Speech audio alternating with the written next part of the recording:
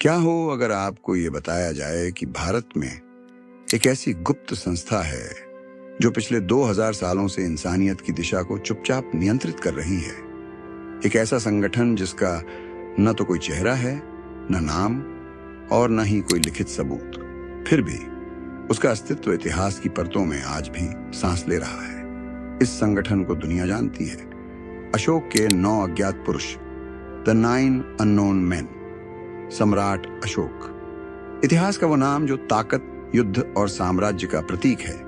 लेकिन क्या आपने कभी सोचा है कि एक राजा जिसने आधी से ज्यादा भारत भूमि जीत ली थी, वो अचानक बुद्ध का अनुयायी क्यों बन गया?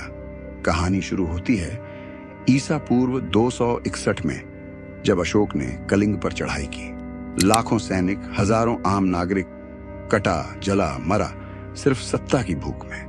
लेकिन जब युद्ध समाप्त हुआ तो अशोक खुद रणभूमि में गया। जो उसने वहां देखा वो सिर्फ लाशें थीं, कटे हुए अंग, खून से भीगे पत्थर और रोती हुई औरतें जो अपने परिवार को ढूंढ रही थीं। अशोक टूट गया।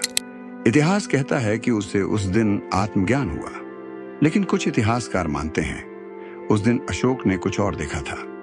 एक भविष्य जिसमें ज्ञान अगर गलत हाथों में चला गया तो मानवता का विनाश तय था।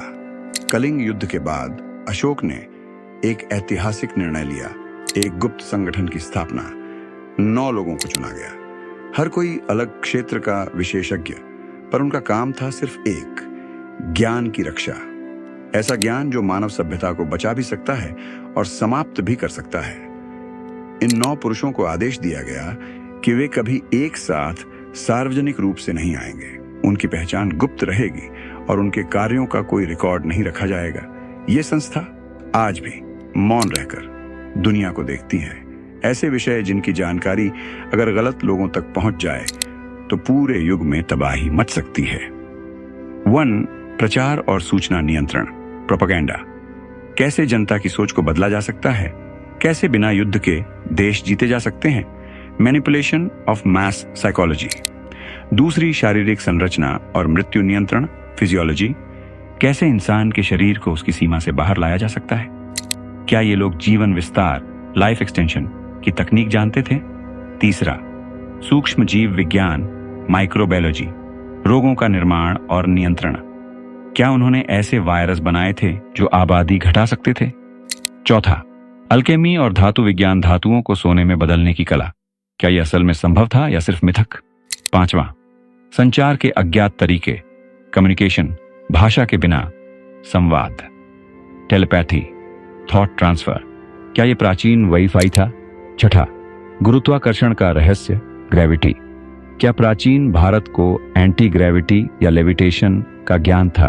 क्या यही ज्ञान विमानों के लिए उपयोग होता था? 7. प्रकाश और ऊर्जा का नियंत्रण, लाइट मैनिपुलेशन। क्या प्रकाश को हथियार बनाया जा सकता है? कहा जाता है कि ये लोग लेजर जैसी ऊर्जा का उपयोग कर सकते थे। 8. समाजशास्त्र और सत्ता नियंत्रण, सोशियोलॉजी एंड पावर। कैसे समाज को बिना दमन के नियंत्रित किया जा सकता है? लॉ, एथिक्स, स्ट्रक्चर और सत्ता के सिद्धांत। 9. युद्ध रणनीति एंड मिलिट्री स्ट्रेटजी। कैसे बिना हथियार के या मनोवैज्ञानिक तरीकों से युद्ध जीता जाए? अब सबसे बड़ा प्रश्न, क्या ये 9 अज्ञात पुरुष आज भी अस्तित्व में हैं?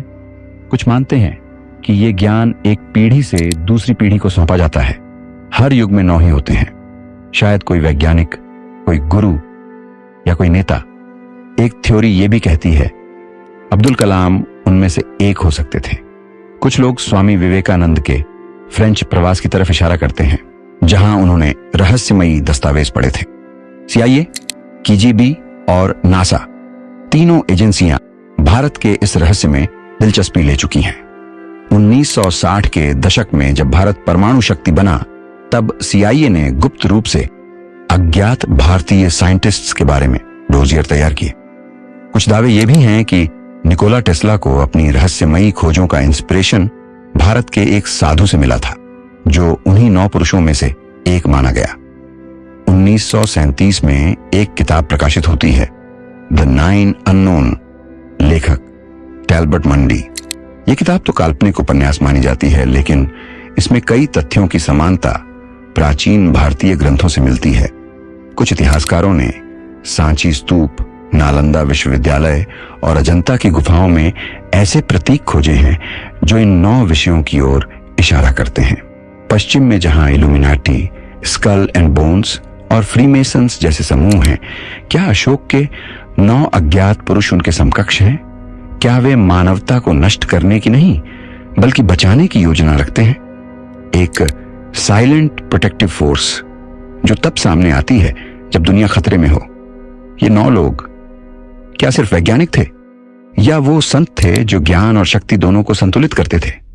संभवतः वे वो थे जिनमें विज्ञान और अध्यात्म दोनों का सामंजस्य था।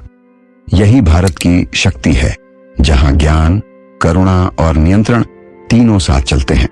सबूत कम हैं, लेकिन संकेत भरपूर हैं।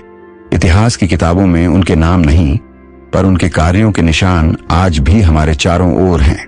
वो गुप्त संगठन जो शायद अभी भी दुनिया की रक्षा कर रहा है, या फिर अगले युद्ध की तैयारी। अगर आपको ये रहस्य जानने में मजा आया तो चैनल को जरूर सब्सक्राइब करें। और अब देखिए हमारा अगला वीडियो, क्या शिवलिंग एक न्यूक्लियर एनर्जी जनरेटर है? लिंक नीचे डिस्क्रिप्शन में है।